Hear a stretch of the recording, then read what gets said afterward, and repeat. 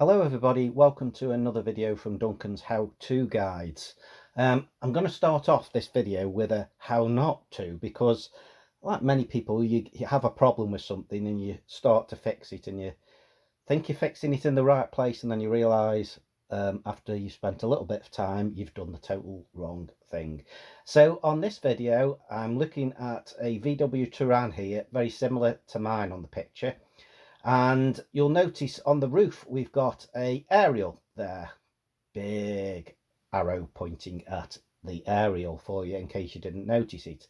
So the issue I've got with my car at the moment is on DAB. When I'm listening to DAB, the signal is very poor, and it's got to the point where in certain areas where I'm driving around, you drive on regular routes, don't you? So you know at certain points your DAB signal may drop out when you're listening to certain stations, but mine was just like totally dropped out.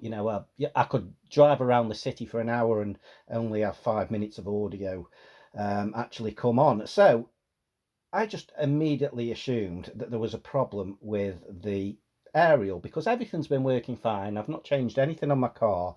So I was thinking it was that aerial there on the roof. So that aerial is what we call a shark fin aerial. Now, on many cars, that is the actual aerial. That's the way it works. But on my car, no, it has to be different. So what I decided to do is look for that aerial online and see if I could get a replacement, which you can do. So I thought, right, okay, I'll just have a look. Maybe there's a connection problem or something like that. So I got inside my car, started to pull the paneling off, which wasn't too bad to get to that because it's really at the rear of the car, as you can see on the picture. There, it's at the rear of the car. I have got some other video coming up, so just bear with me a second. It's at the rear of the car, and I just lifted my boot up, pulled one panel off at the top, and I was able to reach under and sort of bend the ceiling, if you want to call it that, the roof covering down enough to be able to get underneath it to see. Now, one thing I noticed when I got underneath it to see, as I could see it was held on by a screw, which I thought brilliant, but I couldn't see any cables near it. So I didn't immediately think anything, because I kind of thought maybe that the side of it at the back, maybe there's another layer, and that's just going through, and there's a gap in between or something like that where the connector is. So I spent some considerable time trying to get that shark fin aerial off, and what I ended up doing is in my boot there's a light, so I took the light out. That made me be able to reach in better. It just unclipped out fairly easy. I could get my little ratchet screwdriver under there. It's a star-headed screw, and I did eventually manage to get the shark fin out. And when I got the shark fin out, to my surprise, there was no cables connected to it. I'm like, at first I thought, have I pulled something out? Have I pulled the cable out? And I kind of looked at the bottom of it, and there's nowhere to put a cable. Absolutely nowhere at all you can put a cable. So I sat there thinking, what's going on? So I had a quick Google and for shark fin on Volkswagen Touran, and I saw all these pictures of shark fins with cables on them, and I was like, what's going on here? So I double checked, went back under, looked, couldn't see anything. So I thought, I'll open it up. So I opened the shark fin up. Again, it's star-headed screws, and there's nothing inside it but a plate of metal. So I started getting really confused here, thinking, well, why have that there if it's not the actual aerial? Now I know in the past I've seen on some cars the aerial is part of the heated windscreen and things like that. So I started thinking, I wonder if it's that. So I started looking online, and it turns out, of course, that is how it's done. So I had to put all that back together, all done. Now let's jump into another bit of the video here. And basically there is two connectors, two parts to this. There's as we're looking with the boot open, I'm stood there, the right hand side little aerial amplifier unit, that basically is for medium wave and long wave, I believe, as well.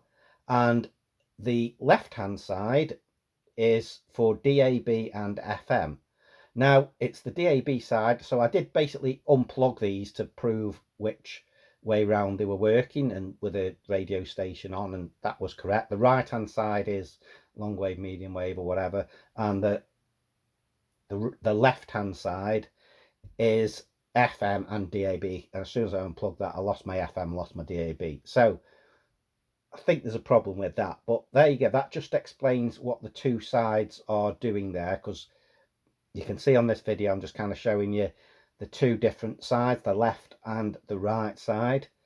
And yeah, so I'll put the part numbers on screen for you, but the part numbers for the right hand side was 5TA 035 577. That was for the right hand side. That's for medium wave, long wave. And the one I wanted was 5TA 035 577, same part number with a B on the end. That is for the left hand side, which it does the DAB and the FM. So if you ever have this weird problem, check those two amplifiers out, and you'll see that there's cables running coming into the output cables go to the heated, like what you'd look at on the heated bits of the back window. So the two cables go on the heated bits, the right hand side and the left hand side. You do have to pull those side panel things off at the side to get them out, and it can be a bit tricky to get them out, but as long as you've got some of those plastic prying tools, you can actually get them out and clip them back in again. But yeah, that's how it is set up on this car.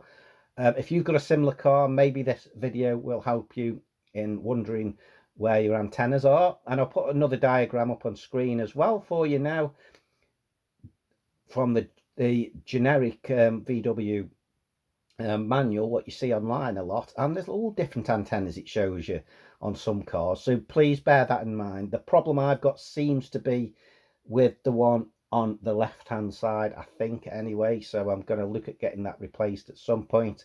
But I thought I'd put this video out there just to show you the very weirdness of the antennas and the locations of them, and where you can see them on the car and how you get at them by pulling the little panels out and things like that. So hope this has been helpful. If you've got any questions, let me know. I don't know a great deal about this. It's just what I've kind of found out from a bit of research and that today, and obviously removing the shark fin by mistake, only to find it doesn't appear actually to do anything, because it's not connected to anything as such. So it's kind of just there. I don't know, maybe somebody can explain to me why it's there. It's got no connectors on, but apparently that is normal. I did eventually find some random post where someone basically asked the same question as me: why have I got a shark fin on my car and it's not connected to anything? Okay, hope this helps you, everybody. Thanks for watching.